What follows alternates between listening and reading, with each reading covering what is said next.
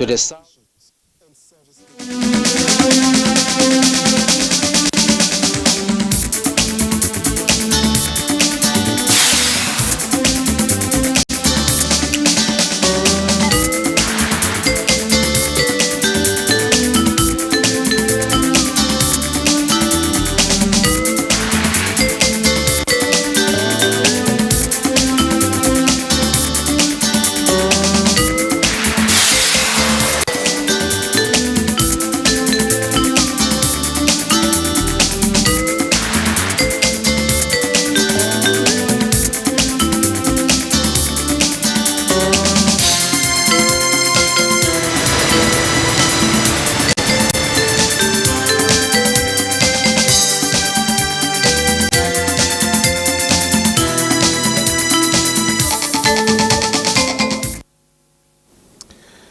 Hello and welcome. This is NTA Tuesday Live, and I'm Cyril Stober. The Nigerian Correctional Service is statutorily expected to take into lawful custody all those duly certified to be so kept by courts of competent jurisdiction, produce suspects and other detainees in courts as and when due, identify the cause of their antisocial disposition, set in motion mechanisms for reforms. Despite the alarming population and ever-increasing congestion of the prisons, now custodial centers, alleged inhuman treatment of inmates, dilapidated facilities, and inadequate resources leave the Nigerian Correctional Service in a difficult situation pursuant to the extant laws. Now, some steps had been taken in the past to prioritize reforms. These include reducing solitary confinement, offering vocational opportunities aligned with the modern job market, and advocating for legislative changes to decrease the number of incarcerated people and shorten their sentences. Tonight, NTA Tuesday Live is on correctional service reforms and matters arising. But before we go into the conversation, let's get to see this report put together by correspondent Victor Azu. The heart of our cities, behind rusted doors and looming walls, are stories seldom told. Here in Nigeria's overcrowded custodial centers, thousands live in limbo, awaiting their day in court. Now, these awaiting trial inmates make up more than 70% of those confined behind these bars. For most, these centers were built in the early 1900s, became relics that struggle to uphold even basic humanity. Observers ask, are these walls built only to punish, or is there space here for redemption? The answer came in 2019, when the Nigerian Correctional Service Act redefined the mission. Imprisonment now seeks to go beyond punishment, aiming for reformation and reintegration. Yet, while some facilities may get a facelift, the real transformation lies within. What awaits those who dream of a second chance? Behind these cold steel walls, time stands still. But inside, some find new horizons, building, dreaming, and reshaping their destinies. Here, punishment meets potential. The infrastructure might not change much, but it's what happens within that redefines fate. Take Chiwendo Hart. At 34, he's spent 12 years in Kuje Custodial Center, accused of homicide. A mistake he admits has cost him more than his freedom. Yet, in this stillness, he has found a new path. He has earned a bachelor's degree, a master's, and even written 5 books. Every page, a step closer to self-redemption. Today, calls for Chiwendo's pardon grow louder. His story proves that change is possible, but it's not always easy. I have BA in Christian theology, and I've also concluded my master's degree. I can build a website from the scratch. I learned website development. Then there is Christian Picado. For him, the gates of jail first felt like the end, but in time, they became the entrance to a new craft. Tailoring taught him more than just the skill of mending fabric. It gave him purpose. Stitch by stitch, he pieced together a new life, creating a legacy he thought was lost. I studied entrepreneurship and business management. So from there, I was unable to finish it. My case finished before my graduation. So coming out I was given opportunity to be going there until I studied and finished. Now I have my BSc. This work I am doing here is there that I have learned it. Not all stories end with triumph. For every success, there are countless inmates who fall through the cracks. Overcrowded facilities, underfunded programs, and the scarcity of trained staff mean that opportunities for transformation are hard to come by. Even when programs exist, many inmates never get the chance. They are in confinement. They have time for study, they have time to go to bed, they have time to do, in fact, all their activities are regimented. So to that extent, the available time they have for study may be limited. The access to study materials may also be limited.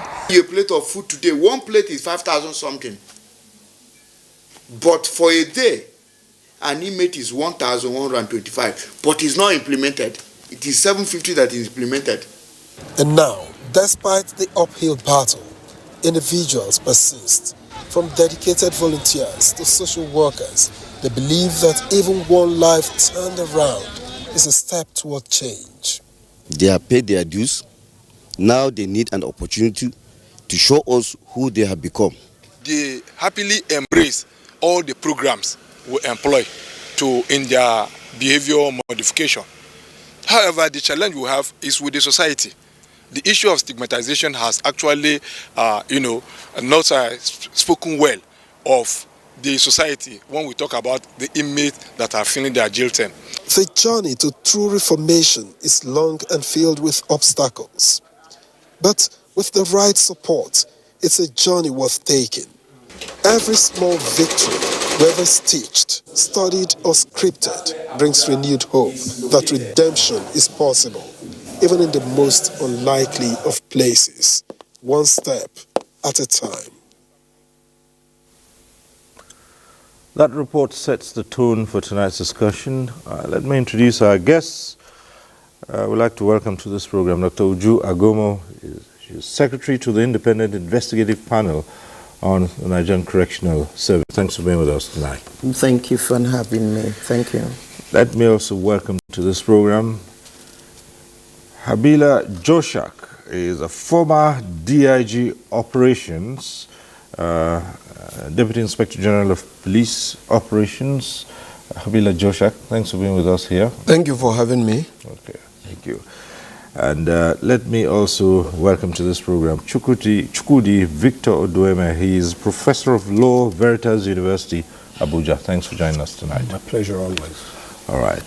And as you know, at some point in time, the program goes interactive, and you can join in the conversation, but we'll remind you of the process and the procedure at that time. For now, let's begin to look at the issues, deal with the correctional service reforms and other matters. Well, if we take it on a holistic level, the institutions, prisons, or as we call them now, custodial centers, were set up to provide rehabilitation and correctional facilities for those who have violated the rules and regulations of their society, and this is the practice all over the world. How so have we carried this out in Nigeria over the years? Thank you very much. But I think the very first thing is to let people know that just what you just described, those who have violated the laws of the society, is not strictly speaking what it is like in those custodial centers or correctional centers. So there, as I always like to let people know, there are three major categories of persons you find in custody. There are those who are innocent. They haven't violated any laws, but they are there. There are those who are minor offenders, and of course there are those who have violated some laws, sometimes even perhaps have committed some more offenses more than what the police have identified.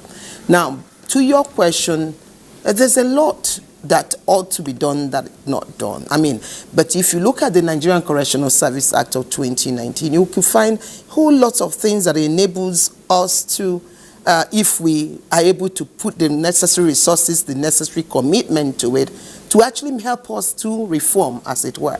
But beyond that, that Nigerian Correctional Service Act of 2019 speaks beyond just the issue of reformation. It's a holistic package.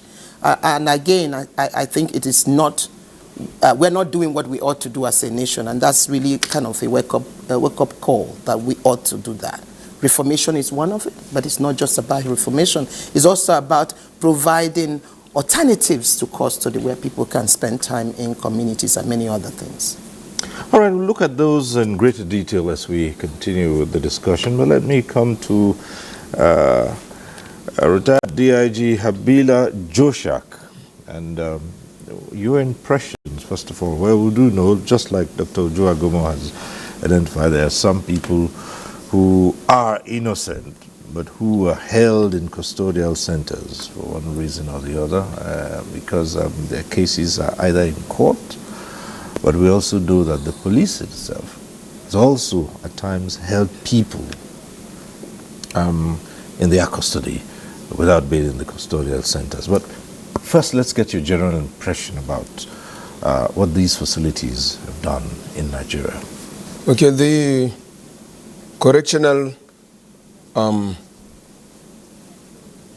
the correctional center, it was meant to reform and rebrand those of them that have had to find their way, doing things that are criminal in nature, stealing, killing, and what have you.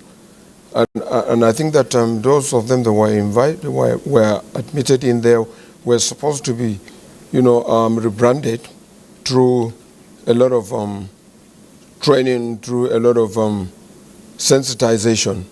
They were meant to be citizens once more and be integrated into the community. But we've seen that there are a lot of lapses we can see, because those of them that have been invited, that have been admitted there, some are teenagers, some are small children, those that cannot be put together with the elders. And the elders also, a lot of them also have not been having any opportunity to be rebranded. And so I think we require a system that will really change those people and make them citizens, and then those who will come out and be very useful. But we have not seen all of that. I think there are a lot of issues that the correctional individual in that institution would want to say. I don't think they have what they require to do so. In any way, I think that's one of the best ways that we can do to rebrand our citizen when they've keyed out. And in doing that, I think we need to be more serious and to look at the law that was created that also create a situation where those that are admitted should be paid attention, and they are also to be kept as their ages. But sometimes you see an elderly person and a young person is also in one place. So there's something fundamentally wrong that if we correct, we're likely to rebrand those people and make them citizens and send them out, and they'll be useful in the society. Okay, thanks. We'll come back to you. But Prof, the very idea that society determines that certain persons should be, taken away from general society, certain people should lose certain freedoms. And when society so decides, what are the rights, if you like, and other things that still must be accorded to them, despite being, denied freedoms on account of certain situations? Let's hear you talk about this. Yeah, so the idea behind the custodial centers and the prisons, if you may want to call that name, is first of all to put away those who have who are battling on the left side of the law. You know, so but what happens generally is that now in custodial centers in Nigeria and maybe certain other parts of the developing world, that you find people who are awaiting trial dominating the number of people who are held behind custody, and that's what Posuji is referring to as those who are innocent that are behind bars, because the law says that you know, until you're found guilty, you're innocent. So I think the freedoms, according to the UN, the basic principles of treatment of prisoners, they are entitled to all freedoms that were encapsulated under the United Nations Declaration on Human Rights. And the limitations are only subject to the fact of their incarceration. So that's why most probably what the basic right is taken away from them is right to movement, you know, restriction as to the movements they can make. But beyond that, every other right that's guaranteed or inures on a person as a human is also available for those who are in custodial centers, or should be available for them.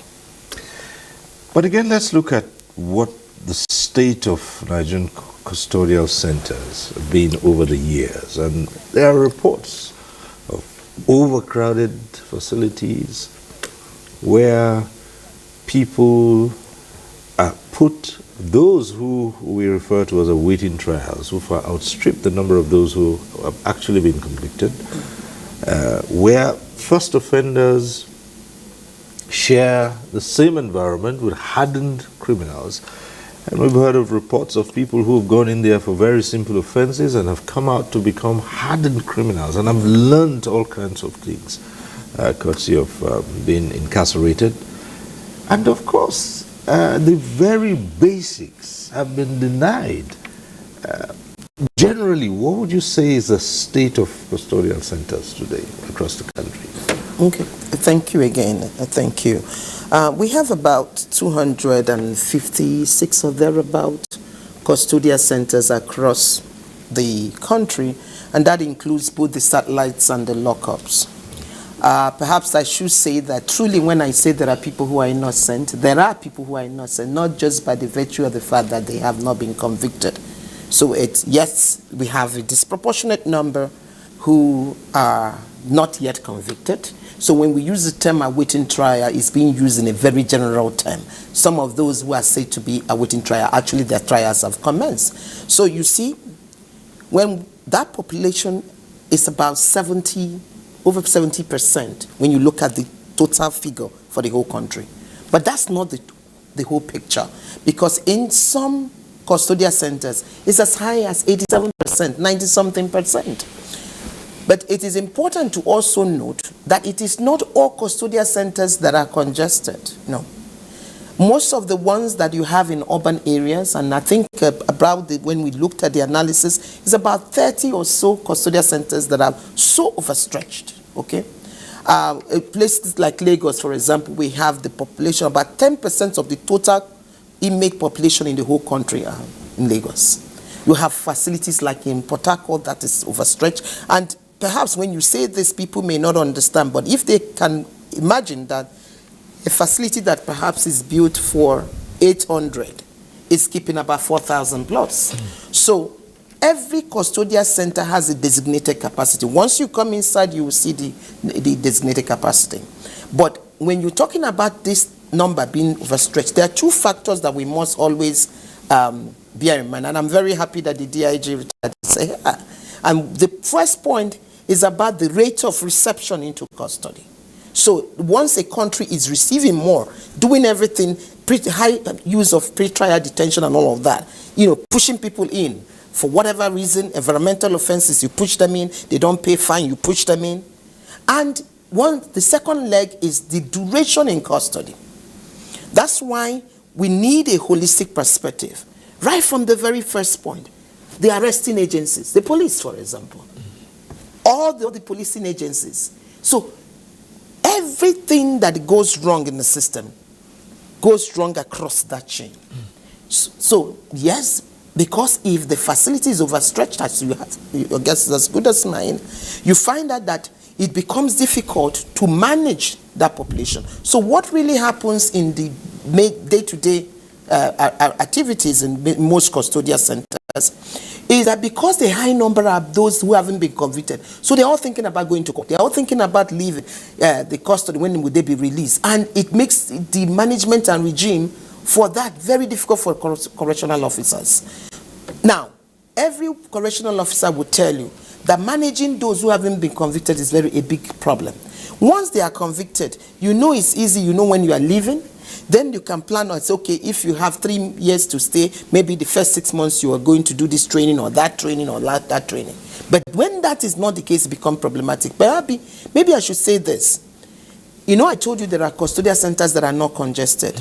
The Controller General of Corrections has the power to move someone from one custodial center to any other custodial center in the country, which means he or she can say, if a custodial center is overcrowded, I can move the inmates or some inmates there to one that is not overcrowded. The zonal coordinator can do that for custodial centers within the zone. The controller for the state can do that for the custodial centers within the state. Now, why it's not being done much is that because of this high proportion of persons who haven't been convicted. If you move them, it then means that the next day they're going to go to court. Will you now move them back again? So that's why, as much as possible, we need to do the needful to ensure that the high number of persons we have in our custodial centers are convicted persons. The question is, why do we have this long delay? Because delay is equals to denial. You know, justice delayed is justice denied. Now, the major thing is that all of the processes, you know, I talked about the policing agencies, when investigation is not done diligently. So you are generally arresting people even when you don't have enough evidence to arrest them. Section 35, subsection 5 of the Constitution is one that the proviso is very worrisome, because this section talks about the time limit where someone needs to be presented in court after being arrested. Because of the proviso that excludes certain types of offenses. So everyone perhaps that the police or police agents arrest, because you know that you can't move that person to court within 48 hours. Then maybe, even if it's a minor offense, I probably put one major big offense against, when I know I have no evidence to prove that case. And I will keep saying investigation is going on. Now, you move away from the fact that the policing agencies are not doing the needful in terms of investigation. Then you go to the prosecuting agencies. To what extent is those prosecution being diligently dispatched? Even in terms of getting the DPP's advice. You find a situation where many times people are still waiting in custody before they will be able to get the advice to say, oh yes, we can proceed with this prosecution or not. Then you go to the court and see the number of adjournments that are given in the court. So you go and look at the issues about the fact that witnesses are not supported enough, and you and I know that once you don't provide the needed information to witnesses or provide the needed support to witnesses, your case is as good as not going to sell through. Now, this reform needs to be seen from a very comprehensive level. Back to your question, the custodial centers are overstretched. Infrastructure overstretched. Number of persons who are being inhabited, especially as I said in the cosmopolitan area, overstretched. Therefore, rehabilitation becomes very difficult to happen. And not to talk about the inhuman, degrading condition that these people go through. You are very, very correct when you said that the young persons, the first offenders, get to be contaminated, and before you know it, they will begin to be hardened criminals. So the basic thing, I remember several years back, when you come into a custodial center, you will see that those who haven't been convicted are completely excluded and separated from those who are convicted. And there are certain attempts to segregate depending on the risk level of the inmate. But these days, because of the population problem, it's not happening. So that's part of the issue. I'd be tempted to ask the question that what determines where an offender, for instance, is taken to? The court. The court will make that determination to say, okay, remand this person here. However, Section 12, subsection 4 to 12 of the Nigerian Correctional Service Act of 2019 requires the superintendent of the custodial center, the superintendent is the person in charge of the custodial center, or the state controller, where they have noticed that the designated capacity of that facility has been overstretched or about to. Within 1 week of notification of this, they are supposed to inform the court, that is the chief judge, the attorney general, the administration of criminal justice monitoring committee, the justice reform team, and the relevant stakeholders within the state to say, listen, this particular custodial center is actually, overcrowded or exceeded its capacity or about to exceed its capacity. Once that information, which is supposed to be an early activation of an early warning signal, is given, these agencies have 3 months. The law says they have 3 months to do whatever they can to reduce this population. And what they can do are all listed there. But if they refuse to do so, that the custodial centers, in this case the superintendent in charge or the controller, have the power to refuse accepting that. So you ask the question, what determines which custodial center they go to? So as I said, it's the court. However, when that at section 12, 4 to 12 have been activated, it means that the correctional service can guide the court, because they have told the court, listen, we overreached, this particular facility have overreached and is overcrowded. But the question therefore is that, what if all of the custodial centers in that state is overcrowded?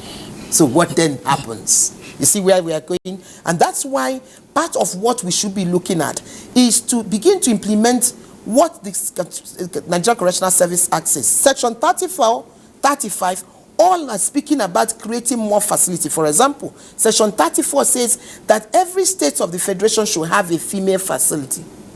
And there is a specific reason why that is the case, because of the problems that we have been seeing in terms of mixed custodial centers, where some of the facilities have a wing of the female, and some of the challenges that bring. Section 35 says if every state needs to have a young offenders facility.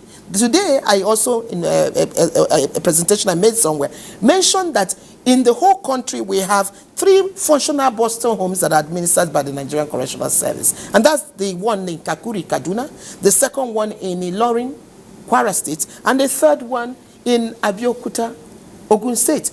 Now, ask me what is happening to young offenders that are supposed to be in Boston in all of the other regions. They are found in adult facility because the police or any of the policing agencies would have increased their age, and because if those ages were not increased, the correctional service have the mandate under that same 2019 law to say, I will not receive this person into custody.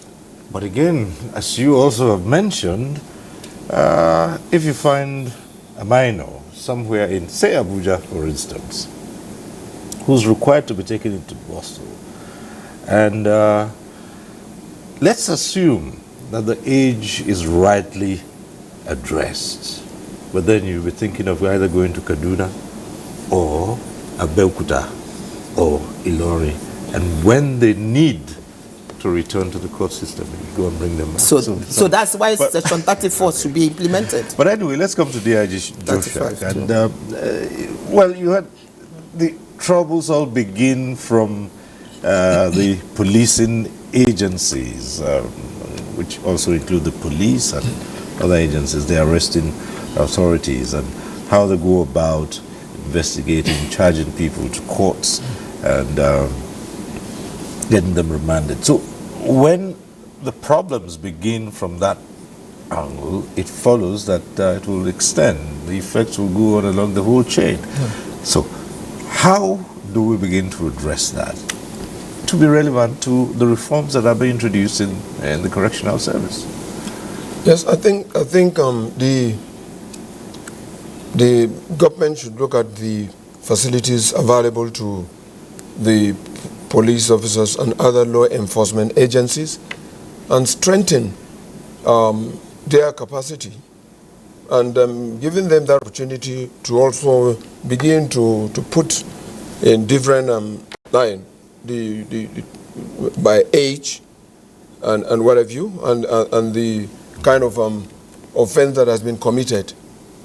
Doing that will be very, very important. But by the time the police take them to court, it is also a very long process. And so sometimes it takes a long time for judges to sit and then adjudicate on those cases. And therefore, a lot of people hanging around, not knowing their faith. And then by the time you also now have them put in the correctional place, sometimes it becomes difficult. And you see them, spending so much time, years, without conclusion of whether they're guilty or not. And that's why we're saying the government should strengthen the capacity of the police in terms of arrests and taken to court. They should also ensure that there are courts everywhere for anyone to attend. Otherwise, the way it is now is that sometimes it's very difficult for prosecution with fiat. It becomes difficult. And so we need to look at those. And then we also need to look at when you bring teenagers, sometimes there are no available places to put people according to their age. And you find yourself pushing the junior officers, the junior children to stay with hardened criminals. And so it does not even work well for us. There's a lot to be done. Government should look at that and look at it and do something better so that those who are taken into the correctional services should come out as citizens and do better and be seen to be integrated in the community. If you look at Katari is one prison place on your way to Kaduna. There's farm, they call it prison farm. Also in River State, we have also prison farm. Those of them that he's had their attitude and the way they look, the way they've gone far while in detention in the correctional centers are asked freely to go farm and come back. We have that in Katare, we have that in Rivers. All right, so we're starting off this discussion looking basically at the state of facilities and how the reforms will affect them. However, looking at what some people might suggest, there's congestion, you don't have facilities, and some say build more custodial centers. Is that really what would address this problem? Building more? And again, sometimes I wonder about the relation of more numbers of custodial centers in relation to society and the kinds of offenses that we find in society. Is this one way of reducing such offenses, that if you have more custodial centers, then that would serve a deterrent? My answer is no. Right. And let me just take us on the lane of philosophy. The Constitution of the Federal Republic of Nigeria in 1999 does not envisage a situation where anybody who has committed, who is alleged to have committed an offense is sent to the prison. That's why it provides that everyone who is being accused of anything is innocent until otherwise proven. Yes. So the meaning is that there is no rationale for people even to be arrested and taken to prisons without trial. Let me tie that with a recent statement credited to the Honorable Attorney General of the Federation, where he is advocating that we should try the American system of policing, where you don't arrest anybody until you have enough facts. You have gathered all the evidence you need to prosecute the person. But what happens here in practice is that, of course, the Police Act enables the police to look at your face and say that you look like a criminal and arrest you. Things as simple as that. So what happens is that for reasons best known to whoever is arresting, which oftentimes is people reporting orders to the police station. Now the police will quickly arrest the person, and most of them are burdened. The police is burdened also.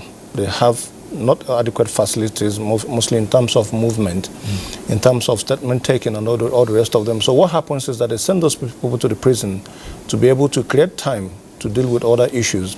And that's the reason why we are having congestion. So building more prisons will not solve the problem. What will solve the problem is, dealing with the law as it ought to be. Now, what happens in civilized countries is that they don't arrest you until they have confirmed that you actually committed that offense, or have a higher probability that that offense has been committed by that person before they pick up the suspect. Once they pick you up, you know that you have committed an offense. At least there's a prima facie evidence that an offense has been committed by that person.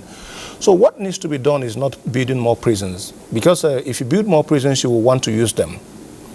So what we should do is actually to take from the philosophy of the Constitution, which presumes everybody who has not been convicted as innocent, and treat people that way. Starting from the first point of entry in the criminal justice system, the police can settle some matters that they can settle at that point. They can. So it's not every offense that should be taken to custodial centers. And then it's a common practice here to arrest people on Fridays. So when they arrest you on Friday, the next thing is that if you don't take time, you're spending the weekend in prison. And before Monday, more offenders would have come into the system, and you keep piling them, and the system will push those offenders to an already congested facility where they are not being corrected but punished. So building more facilities will not solve the problem. What has to solve the problem is to stick to the black and white, the spirit of the Constitution, which presumes everybody who has not been convicted, who is within the confines of, who has just entered into the criminal justice system, as innocent. And if you're treating them as innocent, there's no need for you to incarcerate them, even for 1 second. All right. In addition to the discussion in the studio, we also have a couple of reports that speak to the issues tonight. And we'll have this first report from Kaduna. Reforms aimed at aligning with global best practices include releasing inmates to alleviate overcrowding, constructing new facilities, and upgrading living standards. The government is trying to make sure that when you go in there, you come out a better person. And that is why they insist that you must learn a trade while you are there. What makes the policy keep going or being friendly to the people is as a result of what? The operators who are loyal either to their country, who are loyal either to the people that they are serving, and that is what we are not getting in the case of Nigerians.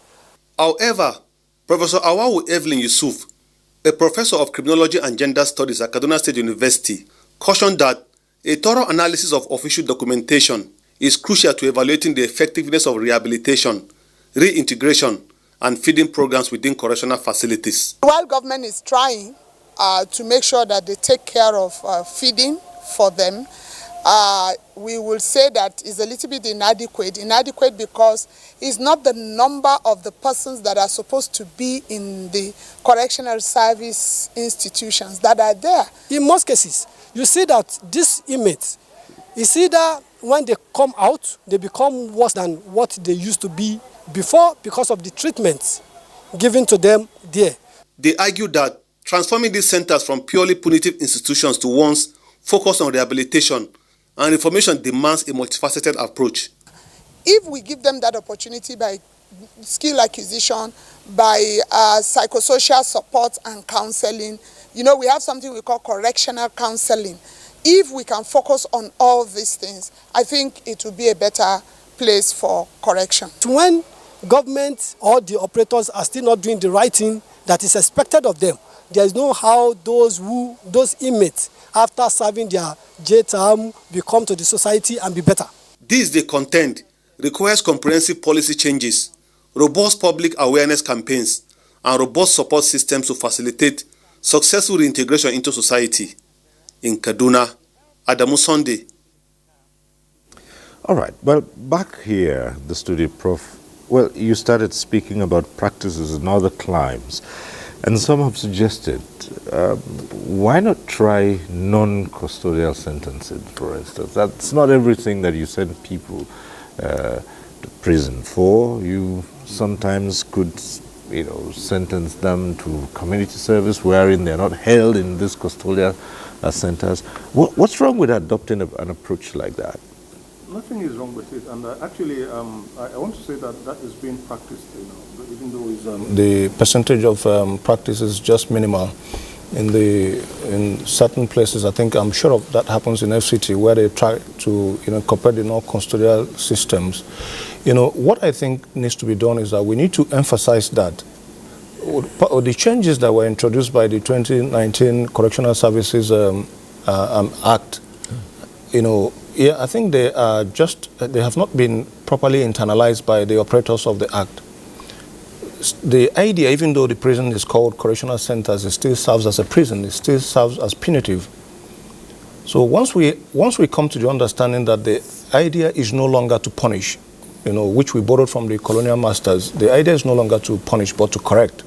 If we come to that understanding, I want to emphasize that means that emphasis will shift from the custodial to the non-custodial measures, which is also even has a better results, better outcome. People who, let me use an example. Assuming you were, as part of the punishment, let me use the word punishment for lack of better words, for, assigned to somebody who is a non-custodial, who is undergoing a non-custodial sentence, is to sweep the federal secretariat. If you find a big man sweeping the federal secretariat in the daytime wearing prison uniform, every big man will stay away from every act that you can defend in public. Yeah, well. So I think we should pay a little more attention to that and remove our eyes from the idea of the fact that everyone who comes into the custodial framework must be punished, and emphasize the idea of correction so that even younger persons can benefit from, having run foul with the law at some point in their lives. Okay, just before we take a step further, you see, these suggestions come in. However, there are Nigerians who say sometimes the conditions need to be so stringent because, again, you have the factor of corruption. Like you've just said, if you find some high net worth individual who's been sentenced to non-custodial service, for instance, sweeping the streets, might well turn around because he's of able means, engage others to do it. After all, we've heard of all kinds of allegations where some big men have preferential treatment in those custodial centers, while others who are considered the dregs of society are not treated humanely.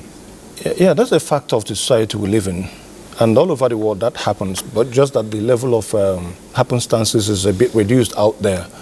You can't take away that from the system because those operatives are humans. And again, because of the essential nature of the services provided by the correctional centers, I think there should be an enhanced welfare for them. What happens is that these people who have means come into the system and they use their resources to make sure that everything around there works for them. I'm a law teacher, and I am a clinical law teacher, clinical litigation teacher, which enables me, have interface with prison, with the correctional facilities. I take my students there for under the prison decongestion exercises, and when we get there, we see these things you talk about in greater details. The last time we went to Kuje, some big men were there sitting down with their legs on the table, and the prison correctional facility officers were kneeling down by their sides at their beck and call. So that cannot be taken away. It can't be taken away completely because we live in that's part of the existential issues that we have. So, but I'm thinking that non-custodial measures have this advantage. Those people who are sitting down in prison, probably being attended to, especially if they were to sweep the street, they have to sweep it up by themselves. You can't engage someone else as long as those are the conditions that you do the work yourself, so that people will know that you are being punished for an offense. If we do that, I am thinking that it will even solve a greater problem than having them locked up behind where nobody can ascertain whether they actually sleep there or not. Many of them who are there don't eat from the food given to them in prisons. Many of them have access to executive cells, can make calls, and they do everything while they are in that custodial facility. But if you bring them out... like a holiday camp. Yes. So, but if you take non-custodial measures, which I give an example, anybody who has been convicted for corruption should come and sweep our streets. Wear prison uniform and sweep our streets. People will desist from doing that kind of being kleptomaniac with public funds. Oh, well, we wish we could ask you to stay longer, but Professor Chukwudi Victor Oduewe, Professor of Law, Veritas University, Abuja, thank you for being here. My pleasure always. Right, okay. My pleasure. Well, we have another report coming up now. This one is from Owerri. 10 times, jailbreak has become a news likely to follow each time there is a social unrest or influx of non-state actors. Some public opinion analysts in Owerri explain that in addition to congestion of the correctional facilities, slow administration of justice and attitude of the prosecuting counsel to charging people who are remanded in a custody are some of the factors which can lead to jailbreak. In many cases where people are not supposed to be in prison, they are always finding their way into the prisons for no reason. So these are the issues. So when we come to over-congestion, when you have a prison space that is meant for 500 persons and is containing 1,700 or 1,900, so it causes anxiety and puts pressure on the infrastructure and, of course, the manpower. It's also for the police not to continue to complicate things, because there is this lousy approach around indiscriminate arrest of people in a crime scene. They will actually arrive after the crime has been committed, and possibly the elements who committed the crime would have escaped. And then when the police get there, any person they see around there, whether connected to or not connected to, as ignorantly as they may all be, they pack all of them and put them in detention. And from such detention facilities, they process them, and some of them end up innocently in jail as awaiting trial men and women. So the idea is for the Nigerian police also to be a bit more professional in their approach to fighting crime, such that innocent citizens do not unnecessarily get into the prison. According to the public relations officer, Nigeria Correctional Service, Imo State Command, Goodluck Ubebulam, adequate security measures have been adopted by the Nigeria Correctional Service across the custodial centers in Imo State. These include the deployment of security officers from all the security agencies in and around the custodial centers. Also, fencing of the outer part of our custodial center is nearing completion. The Controller General of Correction declared all facilities across the nation red zones, and in order to maintain and enhance security around the facilities, this fencing you saw is going on to ensure that there is only one entry point into this place. The respondents are of the view that if the correctional facilities are expanded, the inmates will be better managed, and it will reflect the philosophy of the change of name from prisons to correctional service. In Owerri, Beatrice Anyam. Right, thank you so very much. And back here in the studio, would like to introduce another discussant who's joined us now. Let's welcome Dr. Ike Zugo. He's a member of the Independent Investigative Panel on Nigeria Correctional Service. Thanks for being with us here. Thank you for having me. Right. If you've been following our discussion, we started off looking at the facilities and what they are like across the country. So perhaps we'll just let you start off by giving us your impression so far.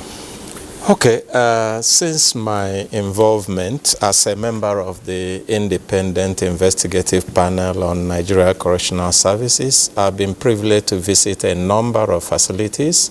I was in Kuje Correctional Facility, I was in Ikoyi, I was in Krikri Medium and Maximum, and I also have visited all the correctional facilities in Anambra State. Of course, what we found in most of the facilities are not what they should be. One is that most of the facilities are completely outdated, built many years ago. There is none of them that is recent, so the designs are completely out of phase. And then some places where they are also adding new structures, you can see that they are squeezing in those new structures. It's not like what the environment was meant to take from the beginning. And some places there is even no provision at all for any additional structure, and the original designs are not what it should be. For example, the correctional facility we found in Oka.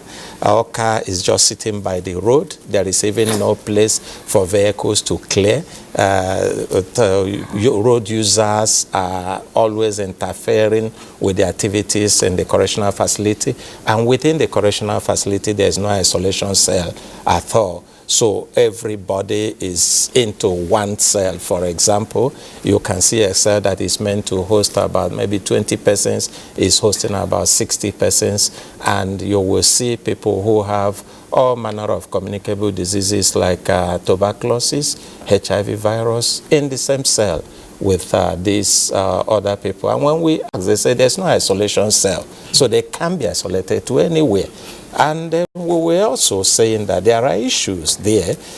One, the urbanization has also taken over the whole area, so it can be expanded. It's either it's moved or it's totally broken down and redesigned and rebuilt from the beginning, because you can't say you are running a correctional facility where you are locking up people with communicable diseases with those who do not have.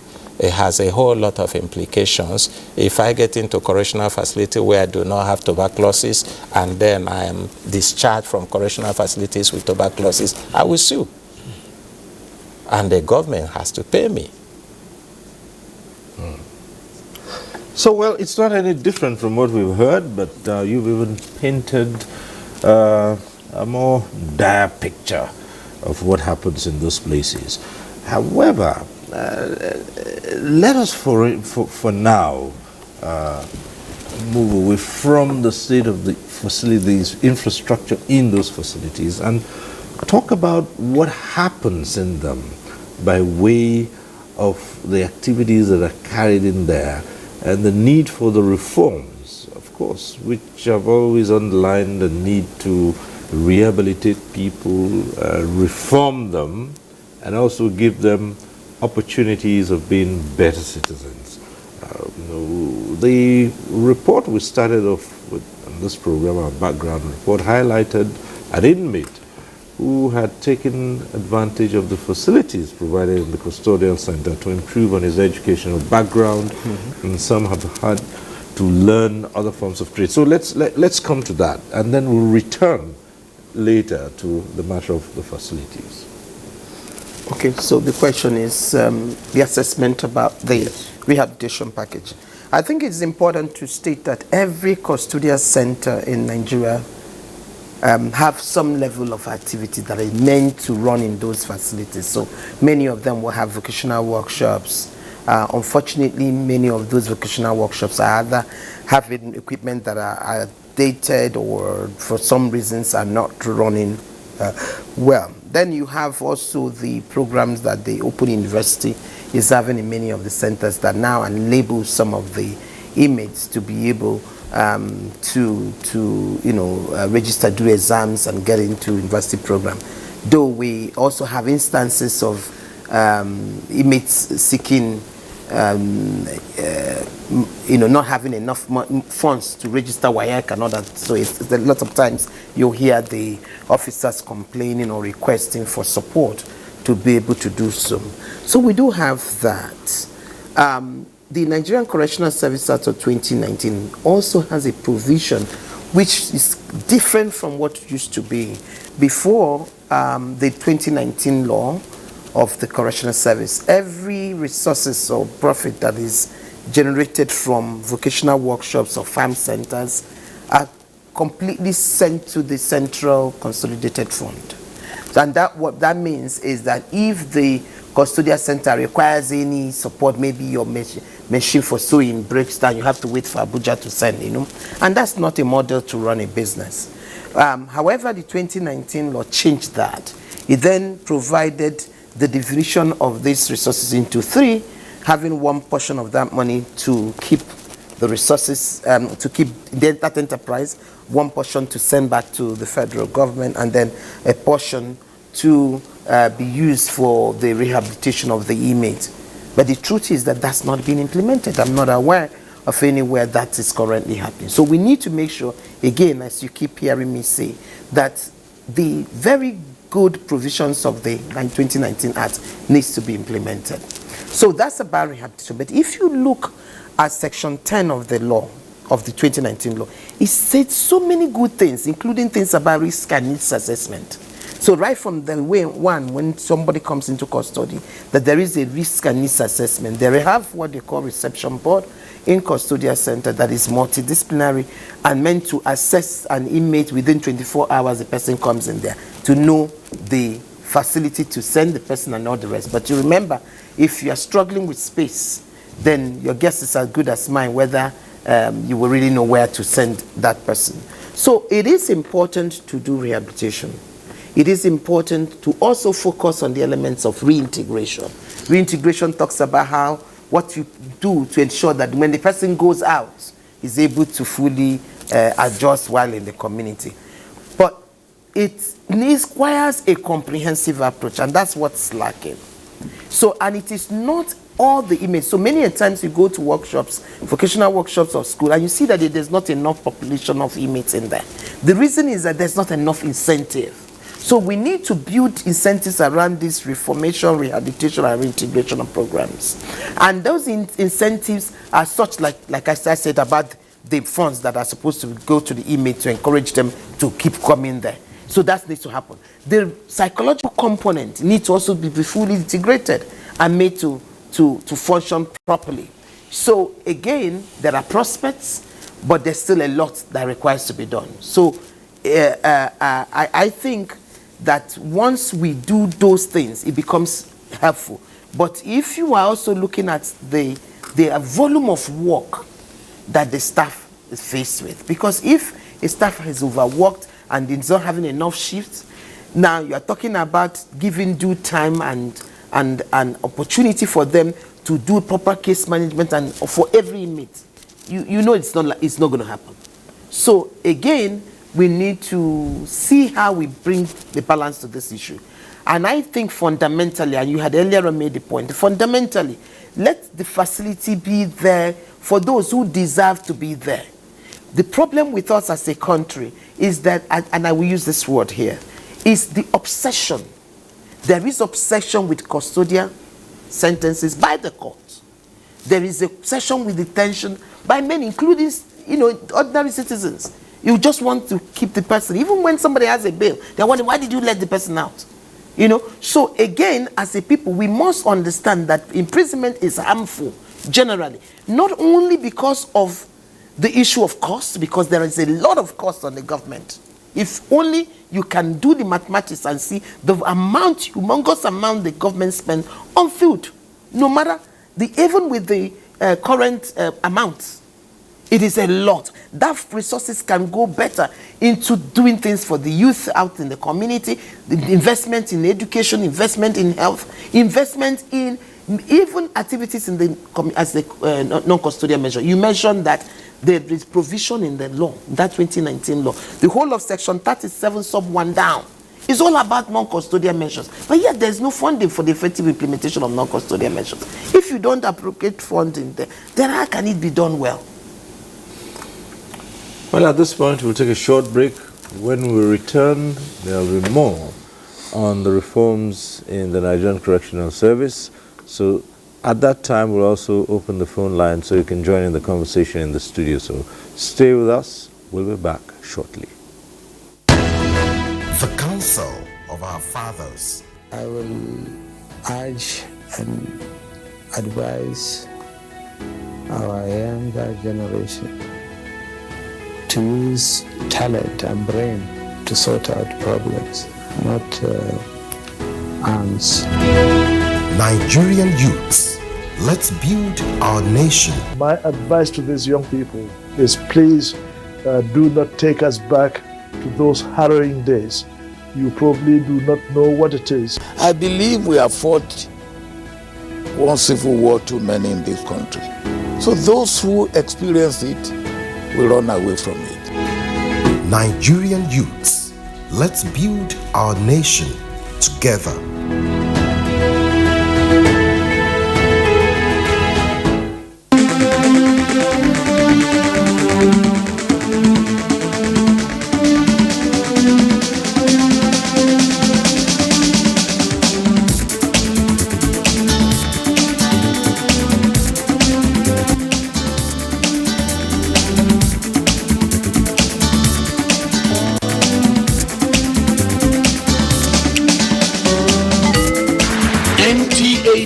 Tuesday Live, a network issue-oriented innovation talk show.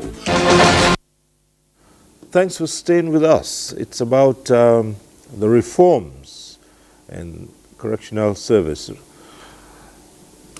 This segment is when we open the phone line so you can join in the conversation in the studio. The numbers to call will be on your screens. We advise you to take advantage of those and call in. And as we say every Tuesday, if you're calling in and your call gets through to the studio, do us a favor. Turn down the volume of your TV set to avoid the hurlback or the echo.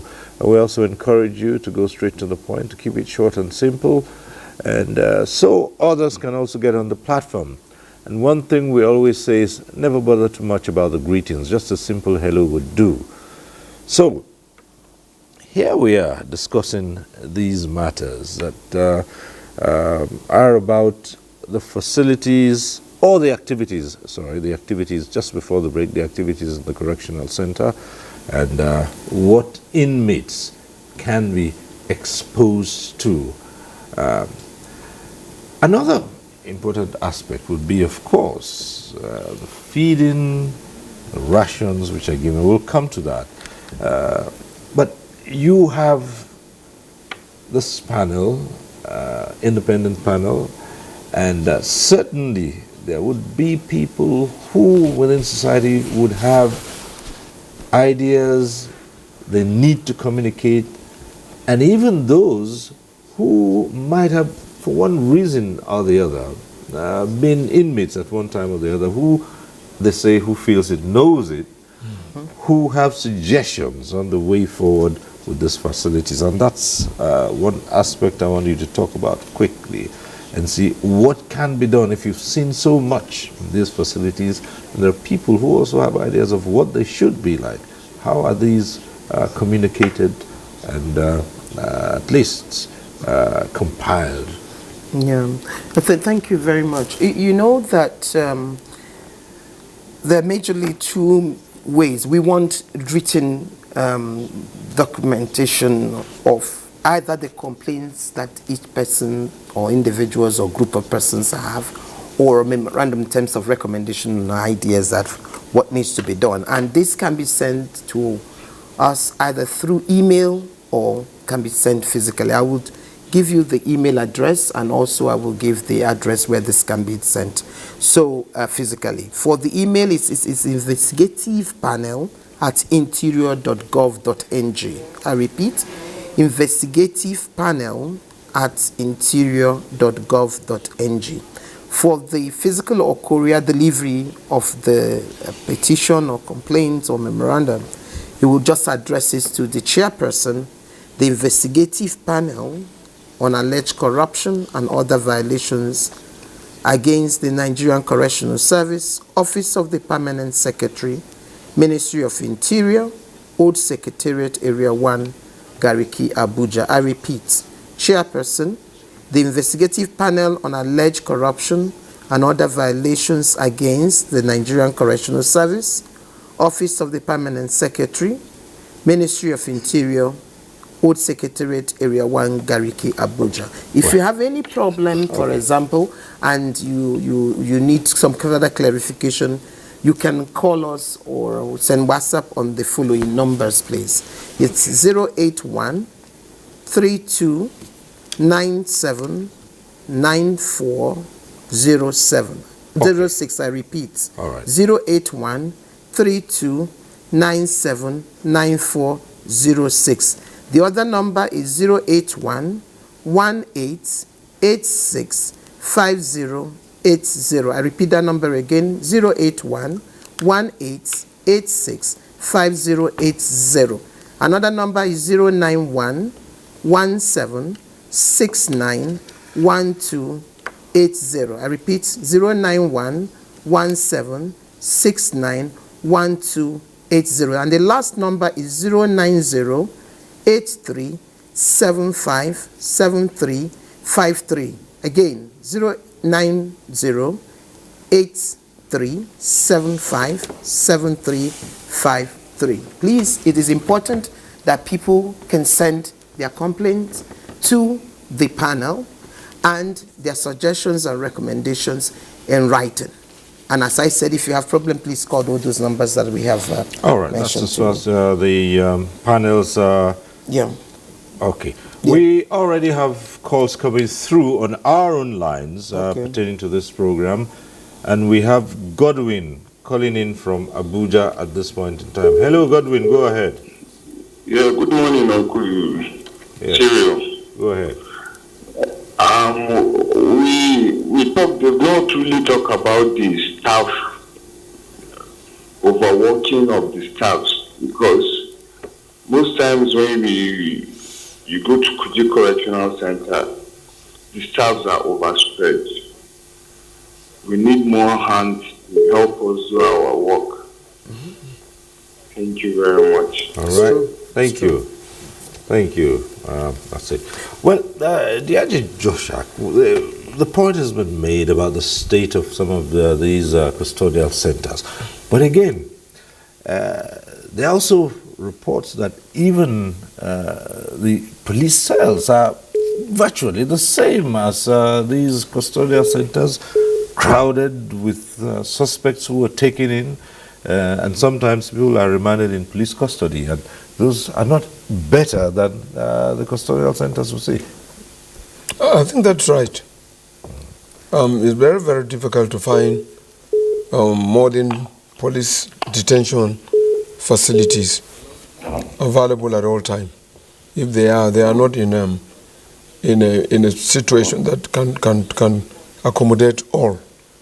And that's why the problem that the police have when arresting people that have been said to have committed a crime, sometimes the police have the ability to look at exactly what it is, whether it's an offense that they can reconcile. But sometimes you find the complainant, trying to create a situation that the police, he does not want, sometimes he does not want to believe that the police officer would do justice. And that's why they will always press on. And that also makes the police officers to take them to court. And when you take them to court, sometimes it's so difficult for the court to quickly look at that and then, advocate it with fear.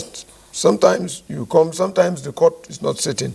Sometimes the judges and what have you are not quite adequate. And that's why it's a problem for the police. The police bringing them back to the police station to also find opportunity to give them meals that can sustain them. It's a problem. And that's why a whole lot of some of the activities around that led to this must be traced directly from the police, the first respondent. Okay. Back to the phones. We have Isa calling from Jos. Is he still on the line? Hello. Yes, good day, Mr. Cyril. Yes, Thank you for the opportunity to hear my opinion. This is Isa Father calling directly from Jos. Sorry, I want the guests to expose more details, concerning the high-profile case we have in this country, because I'm very much concerned about the high-profile case. Because the recent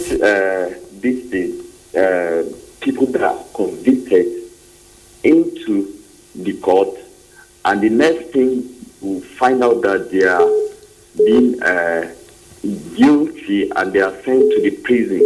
So my concern there is, why is it that if Adamu committed offense, or Chinedu from Anambra, Adamu from Kano committed offense of stealing a gold, is not given an equal status with somebody that steals 110 billion naira, belonging to a state. So my concern there is that I want them to be given an equal status in terms of the punishment.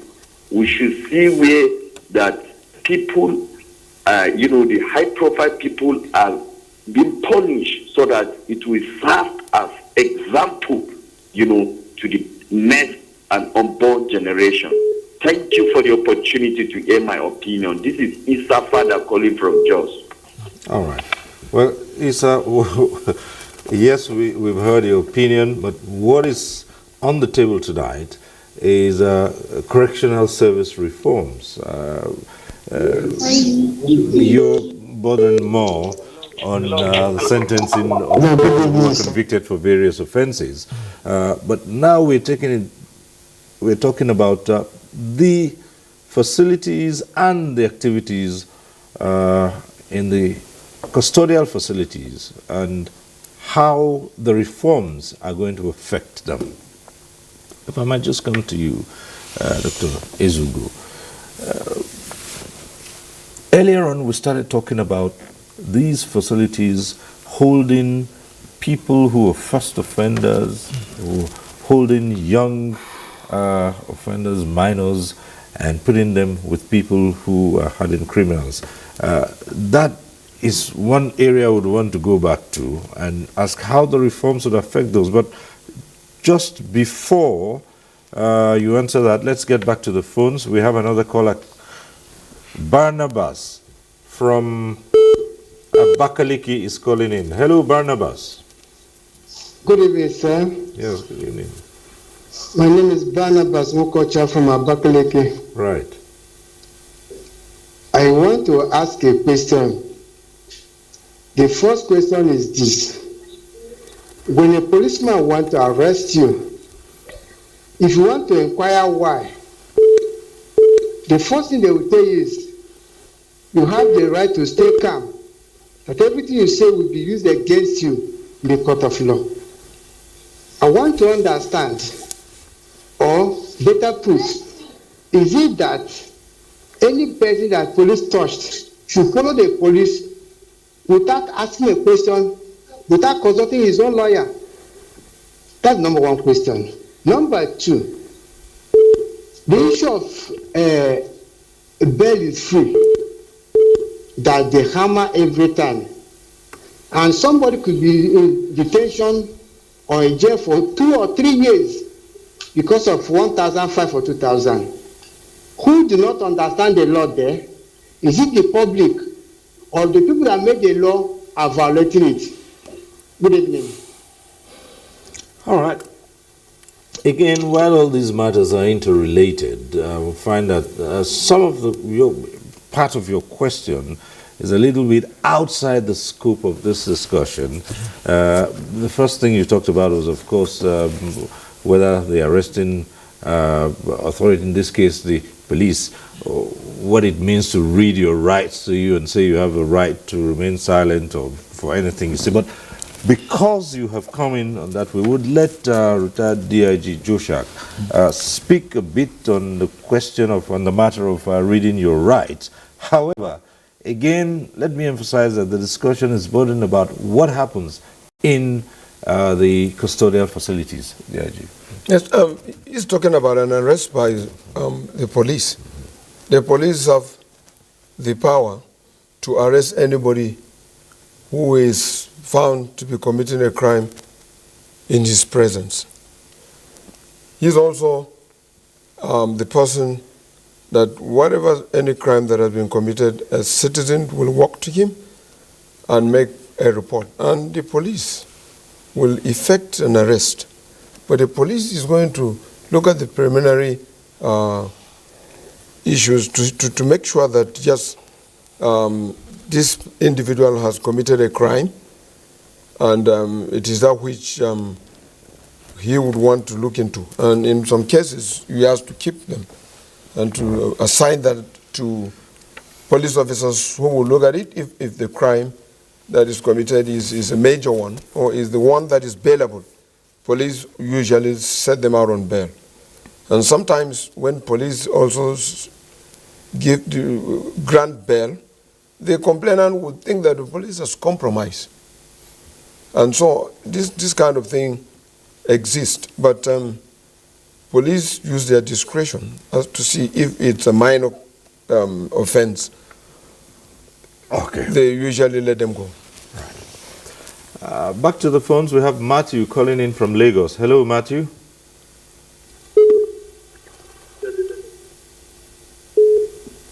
Matthew. Good evening, sir. Yes, good evening. Go ahead. Yeah. I think the problem we are having here in Nigeria, we talk too much and we do less. Yeah, we talk too much and we do less. Can you look at the policeman who will go to the street and will arrest people and they call it that is ready? And they will take them because those people could not pay themselves, and they will take them to court and will abandon them there without committing any offense. I visit a friend in Bayelsa State on 31st December where people were doing a wash night, getting to New Year. And a GPO called down my friend that he made 150,000 naira that night. And the mama said, how can we do this one? They said, okay, go for it. And they went for it. I tell you that many of them were in prison, in the police custody. They take them to court just for it, for nothing. And nobody punished the police for that. Okay. That is why we see every day people are increasing in the correctional center, doing nothing. Look at the young man that was just free by Abuja.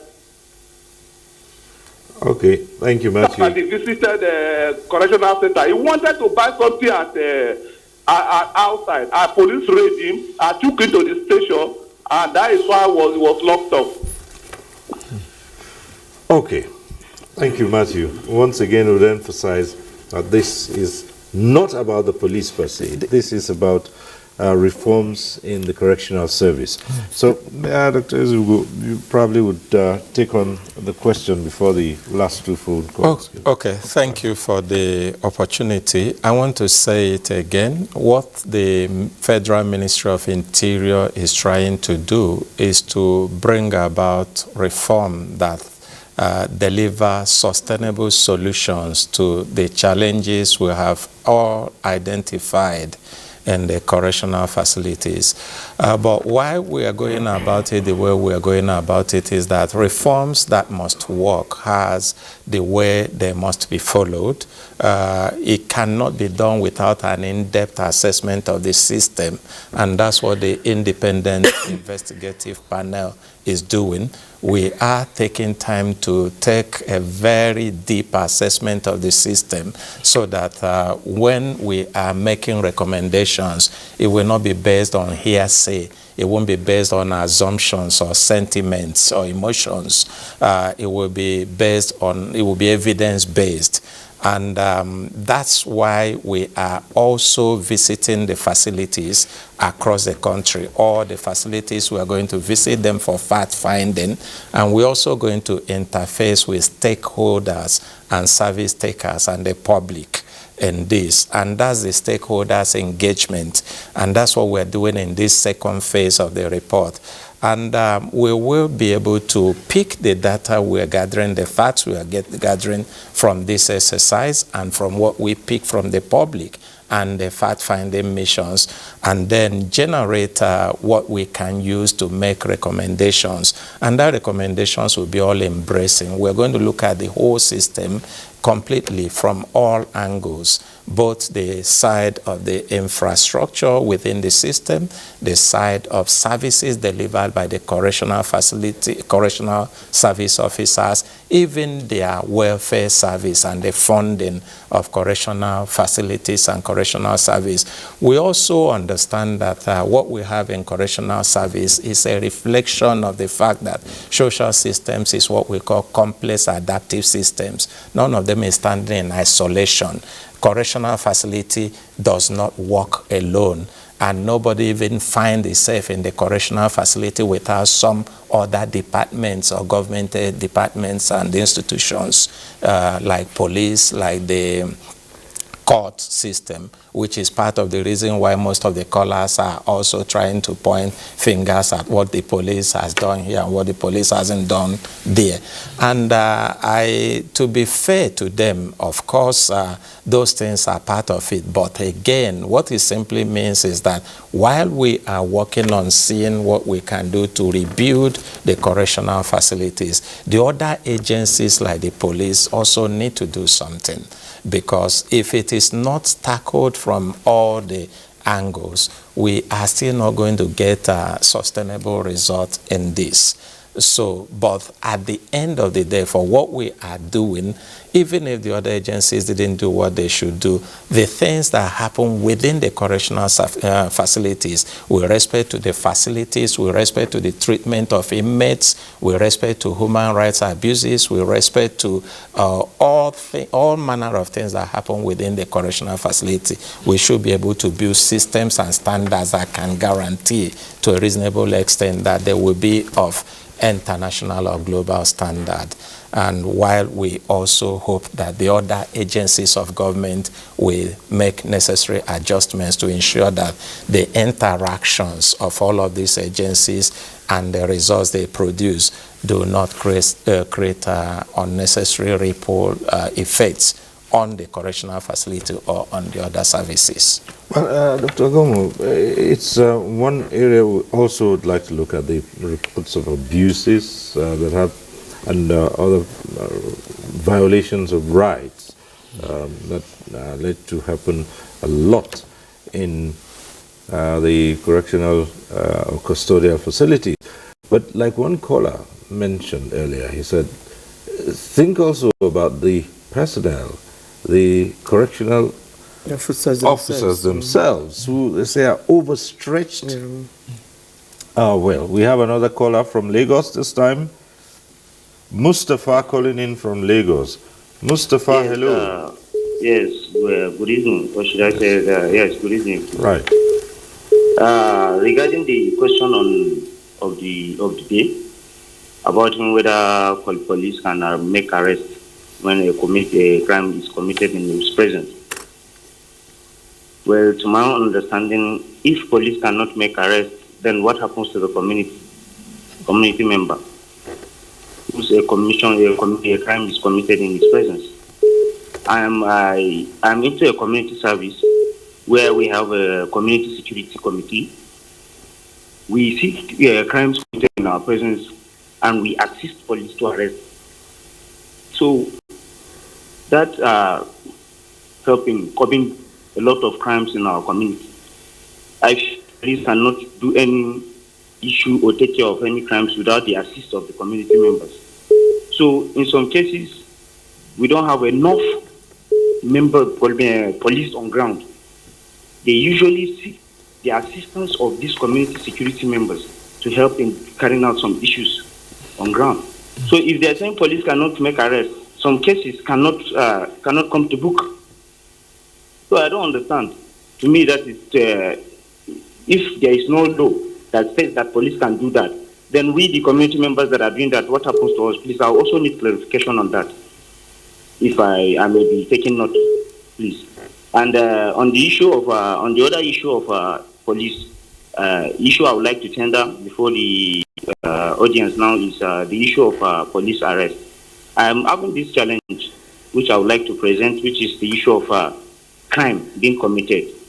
When somebody steals a purse, before you know the person is being prosecuted, but somebody that stole a bike, which we know that the person usually commits a murder before stealing that bike, we end up seeing the person on the community, and it's a threat to us that helps the police carry out that activity. So please, I would like the topic to be also attended to and taken note, please. Thank you very much. All right, thank you very much. And Dr. Agomo. Okay, I think there are a couple of things that have come up and with some of the questions. I think it's important to ask ourselves what's the purpose of sentencing and the purpose of the kind of technical word for it is the kind of disposition measure that the court gives.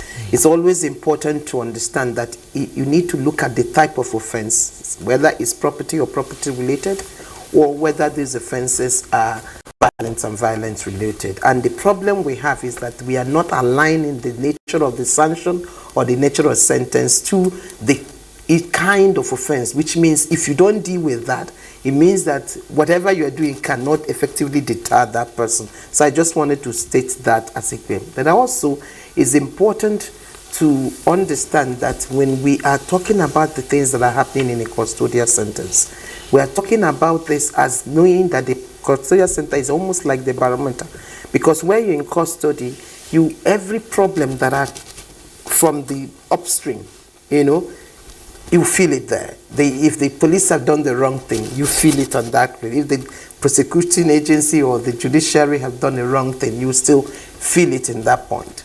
Now, you talked about the issue of torture. It's about torture, cruelly inhuman and degrading treatment. Many of the inmates will tell you how they have experienced physical torture. I mean, right from torture from the police, and policing agency, to also how they have felt with inhuman and degrading treatment. Each of those are so problematic because Nigeria has signed the UN Convention Against Torture, Cruelly Inhuman and Degrading Treatment. Also, Nigeria has signed its optional protocol to the UN Convention Against Torture, Cruelly Inhuman and Degrading Treatment. And also, today is the International Human Rights Day, and therefore, for every reason, Nigeria must ensure that all of the persons that we process within our criminal justice system, that we say no to issue of torture, whether that torture is physical or whether it's psychological, and then also say no to the issue of cruelly inhuman and degrading treatment. And the conditions that many of the custodial centers are faced are very dehumanizing. The point made about the correctional officers, and I think it is important that we ensure that there's a balance in terms of their issues. You can't overstretch them. If you do, there's an impact on it. One aspect is about their whole package and their welfare. The other part is about the issue about the workload. Because if you look at this, and again, another point is about the proper resourcing of the facilities. Because if you are looking at channels and you are saying no, you have to say no to any act of corruption, it means that you have to look at the processes that make it more easy for corruption to happen. So if you are not providing money for fueling a vehicle to go to court, you are not providing adequate resources for all of the other things that have to happen in custody, it becomes problematic. Siri, you did mention something about feeding. It's a big issue, but the only point I need to make is that it is important that we look at feeding of custodial correctional inmates in a form that becomes sustainable, and it is important that we also see it beyond business and income that people are making. I don't want to go too much into this, but what we must note is that there are many countries that are looking at ways that their correctional centers or prisons can be self-sustaining. And I've always been mentioning to people, in Zambia, for example, all the vegetables that are eaten in Zambia are produced by inmates. They are 100% subsistence in terms of vegetables. Maize meal, at the time I visited, it was about 87%. And here the question, because somebody talked about the farm center, and DRG, you are correct. I mean, there are farm centers in LLA, in Port Harcourt, and Miadim, and Oko, in Edo, and many other places. But the farm centers, they are saying that the inmate that goes to the farm centers, at the moment, are inmates that have 6 months to go. That is low-risk inmates who are 6 months. So which means if you look at the proportion that are waiting trial, you will know that you're talking about less than 30%, and those 30% of those who have 6 months to go. So it is not popular, it's not run in a proper way. So we need to change that and utilize that farm in a form that it can be sustainable. Food is not just about the cost, it's also about quality, the nutritional value of the food, and the quantity. But we have to deal with whatever is the problematic things, and that's part of what the second phase of the panel's work is going to be, which is to ensure that all aspects that are corruption prone, that we look at it. And maybe I should say this as a last word. On Thursday and Friday of this week, which is on the 12th and the 13th, there is a public hearing at Fraser Suite for those who are in Abuja or close to Abuja. It is an opportunity to come to listen to the first hearing of the investigative panel. And again, remember, we have said earlier, if you have complaints, please do bring it. This opportunity for us to make the system work. In the UK, the reforms of the prison system in the UK came because of the prison riot that happened. And you have Honorable Justice Wolf's report. So this is the time that all Nigerians will put hands together and get a system that we all will be proud of. And I just want to quickly add there, it's not just about complaints and information. If you also think your right has been violated while in correctional service, it is an opportunity for you to get redress if you submit complaint we will look at that dispassionately. And for those who have information they want to share, probably they want to do that anonymously. We are also willing and ready to take that, so that if you don't feel safe coming to the public, but you have important information you think will be helpful in this panel, let us know. Let me just stay with you a while. And this, of course, has to do with the state of the custodial centers. Okay. Let's just take this call and we'll get to that. Someone calling in from Undu, Ikere, I believe. But perhaps since you're online, you might just properly introduce yourself. Go ahead. Hello.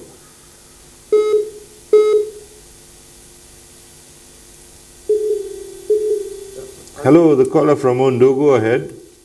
Yes, my name is Sunday. Sorry, could you say that again? Yes, my name is Sunday. I'm an architect.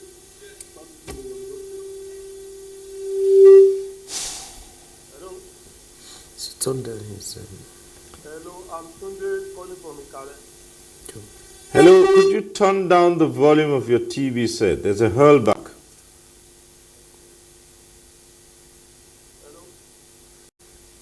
Oh dear. Is it Tunde calling from Ikere? Well, unfortunately we still can get you, and I do believe that your TV, well, okay. Just try and call back in, and when you do get through, turn down the volume of your TV set. Let's get back to you, Dr. Ezugo. Just before we decided to take that call, I was saying an aspect which I want you to talk about, because I would like to know how the reforms would affect the question of the security of these custodial centers. I mean, you have jailbreaks all the time, inmates, taking advantage of certain situations. We saw the situation in Maiduguri during the flooding, where some inmates escaped. There are still fears that sometimes some hardened criminals are out there and they have still not been recaptured. So how do the reforms in this sector now affect the security of these custodial centers? I know in most parts of the north then, prisons were situated near the Emir's palace because the decision was taken there, and the emirs, the traditional rulers then, presided over the local courts. Some of those custodial centers we see in some parts of the country are still, standing. They are mud structures which have only been papered over with cement, and they are prone to jailbreaks. They are prone to weather, Okay, very, very important dimension you're taking it to. I will talk a little about that, but the granular details will come from the report, because it will be like putting the cart before the horse. But the first we see is that in every system there are critical pillars that determine the operation of that system. And then one of those pillars is what we call processes, protocols. For example, the security within the correctional facilities have what is defined even in the law and the standard operating procedures of the correctional facilities. And we found that from the little visit we've done already, we found that some of those protocols are not properly observed. That's one on the human side. Then on the facility side, we also observed in some of the places that the facilities are breaking down, they are dilapidated, they are not built the way it should be built. Perimeter walls, for example, are just one, while normally it should be more than that. And then like one of the correctional facilities we saw, they took us to where the walls are already showing cracking. We saw all of that. And then what is the issue? The investment that should be done in proactively managing and maintaining those facilities is not coming. Okay, let me ask you to pause here. So taking this call, Chooks from Lagos, are you on the line? Let me ask you to pause there. So taking this call, Chooks from Lagos. Yeah, good evening, Mr. Yes, Chooks, I can hear the hurlback from your TV set. Just turn down the volume and go ahead.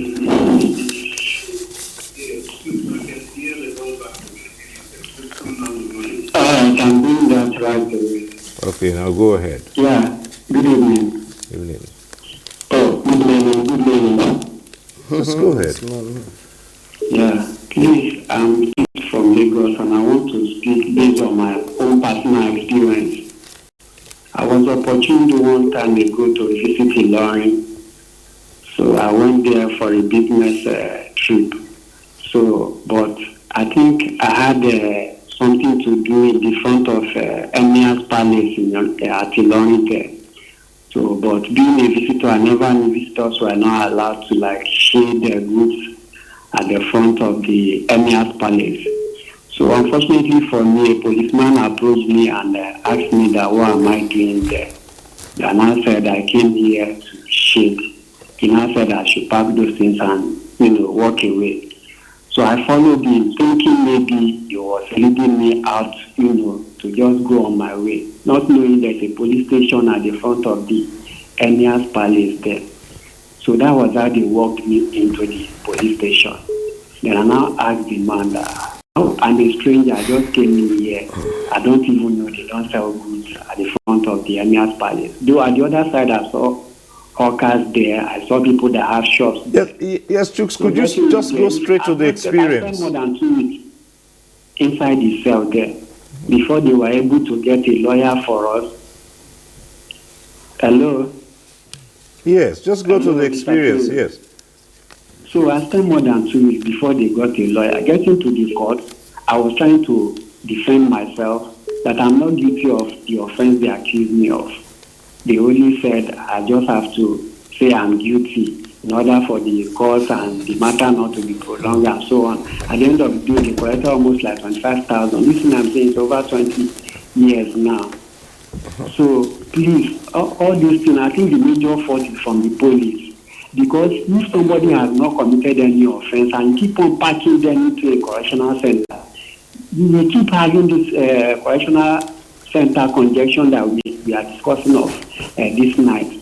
But if the police have done their own job, all these issues we are having will not be much as it is today. So that is just my own contribution, sir. Thank you. All right, thank you, Chooks. Well, okay, so we'll return to you, Dr. Ezugbo. Okay, like what I was saying before the call, we expect that we'll be able to build, give recommendations that will help the system to function well, taking it from all angles. One is the funding, for example, proactive maintenance of the infrastructure, and then the operations of the correctional service officers. All of these all contribute to security within the facilities. And we already are seeing gaps, but we cannot conclude. Hence, we're starting off the second phase. We want to gather more information so that those, what we have found now, is something we can generalize across all the correctional facilities. But if those gaps we are seeing, we are able to get sufficient fact to enable us generalize them and then make recommendations and they're implemented, I'm sure the security within the correctional facilities will be improved. Cyril, yes. On security, I think what we must do is look at section 28, subsection 1, subsection 2 and 3 of the Nigerian Correctional Service Act of 2019. Until we do that implementation of that section, we will continue to have jailbreaks. So I think it's just that. Give us an insight into that. But that section tells us clearly the kind of things that needs to happen with maximum security facility. And clearly it lists all of the security process, including, for example, what I talked about, double perimeter walls, CCTV cameras and all that, for maximum security facility. The second leg is that we have classification of facilities only by name. So if you say that a facility is a maximum security facility, it therefore means that the infrastructure, the type of inmates, the regime, which is the program for those inmates there, must align with the security classification of that place. So it's not a situation where you have a maximum security facility, but you have people who are minor offenders who get there. And you can't have a maximum of custodial center that you don't have CCT body scanners and all of that. Now, there are certain other, because you have the maximum, you have the medium, you have also open facilities, including your farm centers. There's one open camp in Kaduna, Kakuri, okay? There's no wall. People come and go, just like many of the farm centers. But then you find out that where you'll be using, you need people who have low risk, can be put in those areas. So it's not just by name. At the moment, all of those facilities answer that by name. But it's beyond name. It's about that the facility that should align to that. If somebody is in a medium security facility or in a lower categorization in terms of security, there are certain things you shouldn't bother yourself about going to leave the person's mail and all of that. But if it's in a maximum security, it's different. The other time, in a place like an island, you find out that even visitation, the arrangement of the visit settings differ in terms of the security and the risk level of the inmates and the behavior of the inmates. So if we do all of that, and as I said, we have a piece of legislation that only if we can implement it, we will not be where we are. Okay? So that's part of the huge problem. So until we do that, so if you do that, you find out that the maximum security offenders will not be put in facilities where there are challenges in terms of the infrastructure, especially when it deals with security. Section 28, subsection 1, subsection 2 and 3 of the Nigerian Correctional Service Act lists all of those in. And as a matter of urgency, you start with the maximum ones and then separate the inmates that are not supposed. You don't just mix everything. And as I said, most of the reason why that is happening is because of the issue of the number of inmates that are not being convicted. It is also because of the issue of the fact that the space is not enough in the urban areas. And as I told you, it's not all of the facilities that are overcrowded. So if we do the needful, we would be able to address these issues. And we also know that this must be linked also with a centralized identity database that makes it a little bit easier. And it's not, anyway. Just in alignment with you, what we are doing in the investigative panel is, we have all of this, but the question is, why are we not doing the needful? That's what we want to find out, so that we can be able to treat the issue from the root. There are reasons why they are not implemented.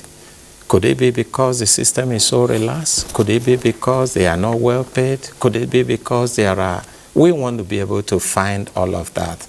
And that's what we are asking the public to come support us with information, even as we visit the facilities. In addition to this, you just talked about a database, and a lot of people would wonder if actually there is a database of this. They have the data in, and maybe I should also say this. The Nigerian Correctional Service, perhaps the one organization I can tell you that keeps statistics more than anybody else, any other institution in terms of data.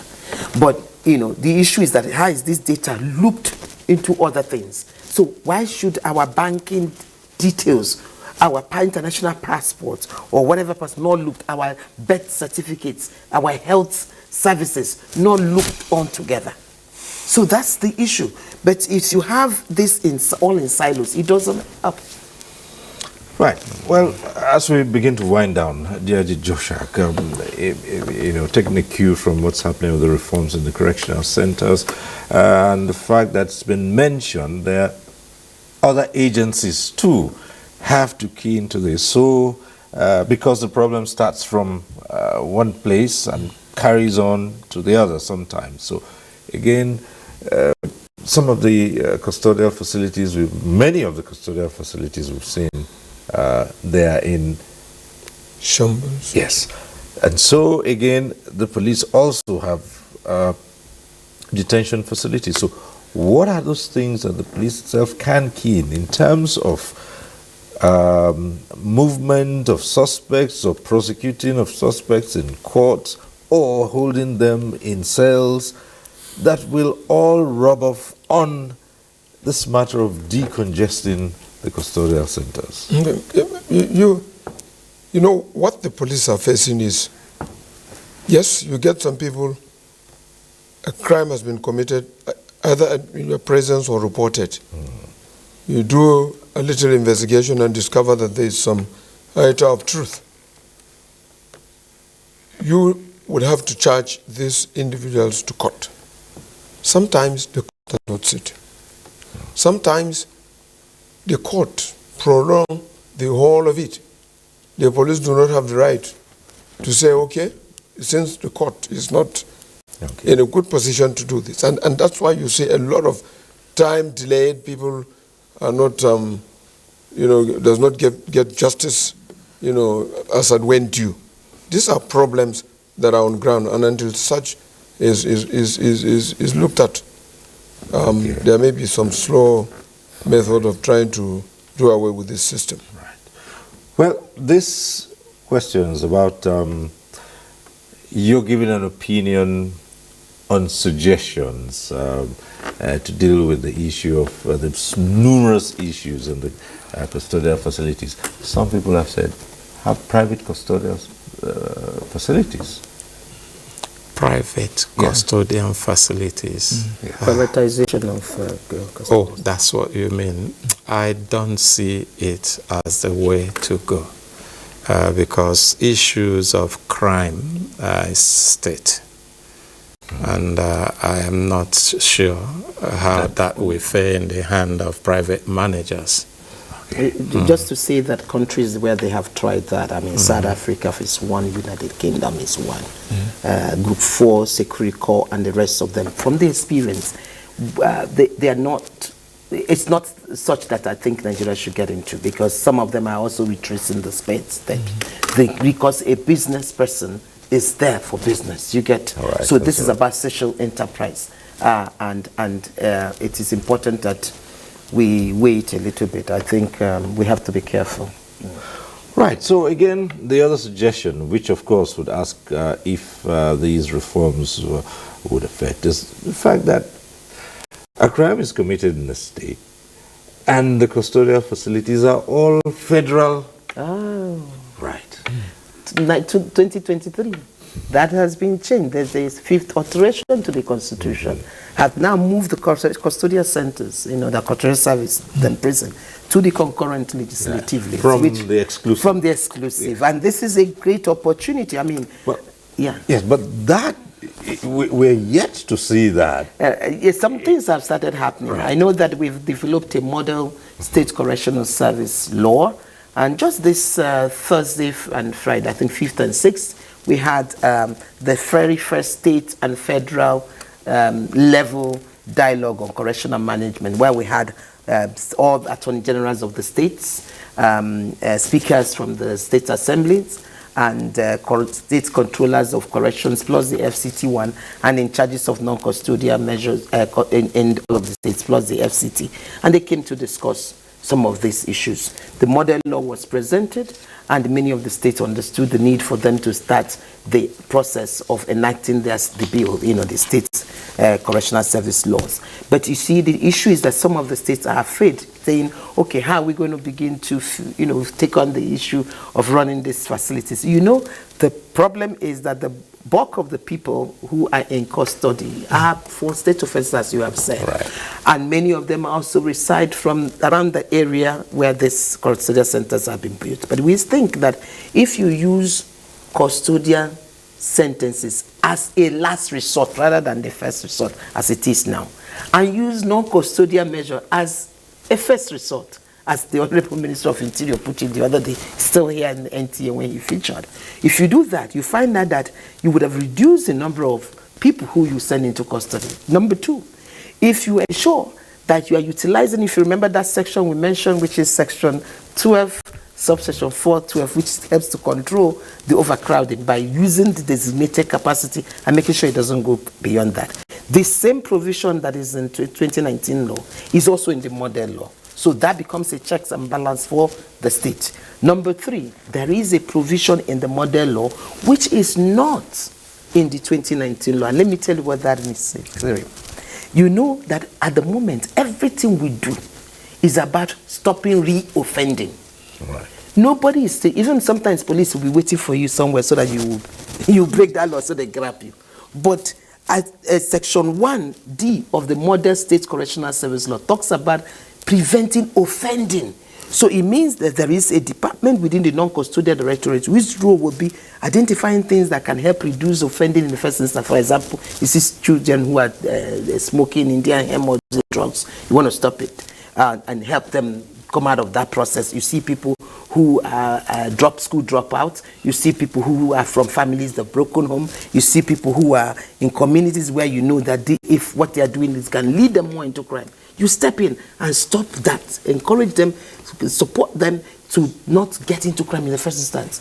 That is also included. You see, all of this, plus the issue of the income generating thing. As a matter of fact, the sharing formula for the state model law is different and more generous than the one that is in the 2019 law.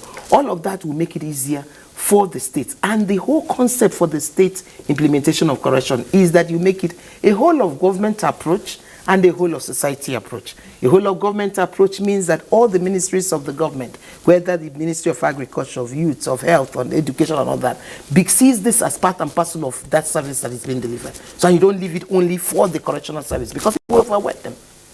So I think it's a golden opportunity that we need to key into and make up. And by the way, Ebonyi State have signed their own law. Ebonyi State is the first state that have signed the State Correctional Service law.